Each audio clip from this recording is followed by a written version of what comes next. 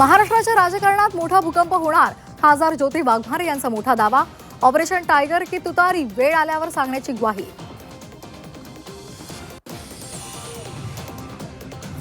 शिवनिका संस्थांचे सर्व व्यवहार एसआयटीच्या रडारवर. शिवनिका संस्थांच्या आजी माजी सदस्यांची चौकशी होणार असल्याची विश्वसनीय सूत्रांची माहिती.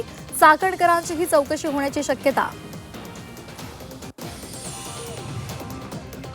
अकोल्यामध्ये गॅस सिलेंडर तुटवड्याचा पहिला बळी. 6 तास रांगेत उभे राहिल्यामुळे भोवळ येऊन पडल्यामुळे मृत्यू. प्रकाश आंबेडकरांकडून संताप व्यक्त, ठोस पावलं उचलण्याची मागणी. विकृत कॅप्टन खरात विरोधात गुन्ह्यांचं सत्र सुरूच. महिलांच्या लैंगिक शोषणासह फसवणूक प्रकरणात 10 गुन्हे दाखल. तर पोलीस कोठडी संपत असल्यामुळे खरातला आज नाशिक न्यायालयामध्ये हजर केलं जाणार.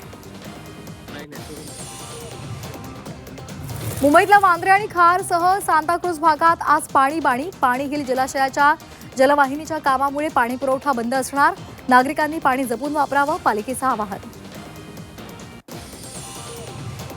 महाराष्ट्रावर पुन्हा अवकाळीचं संकट.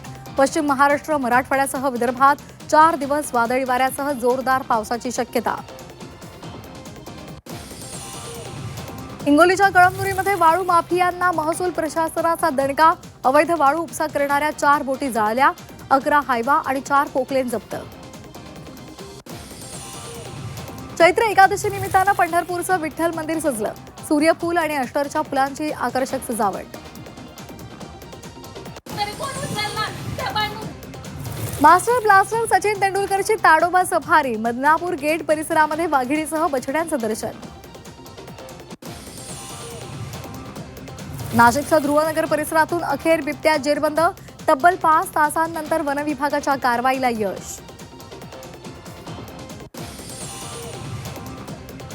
सेल्फीच्या नादात आयफोन नाल्यात पडल्यामुळे पठ्ठ्याची थेट नाल्यात उडी. शोधाशोध करूनही आयफोन सापडेना.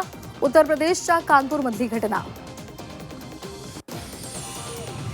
अवकाळी पावसामुळे हापूस आंबा धोक्यात. हवामान बदलाचा फटका. कोकणातील आंबा बागायतदार रडकुंडीला. येवला बाजार समिती सलग 6 दिवस बंद असणार. मार्च अखेर सुट्ट्यांमुळे बंद. बाजार समिती बंद असल्यामुळे शेतकऱ्यांची चिंता वाढली. गेल्या वर्षी जून ते सप्टेंबर या दरम्यान झालेल्या नुकसानासाठी शेतकऱ्यांना नव्यानं मदतीची घोषणा. मृत जनावरांच्या मर्यादेची अट शिथिल. पुरात मृत पावलेल्या सर्व जनावरांची भरपाई मिळणार.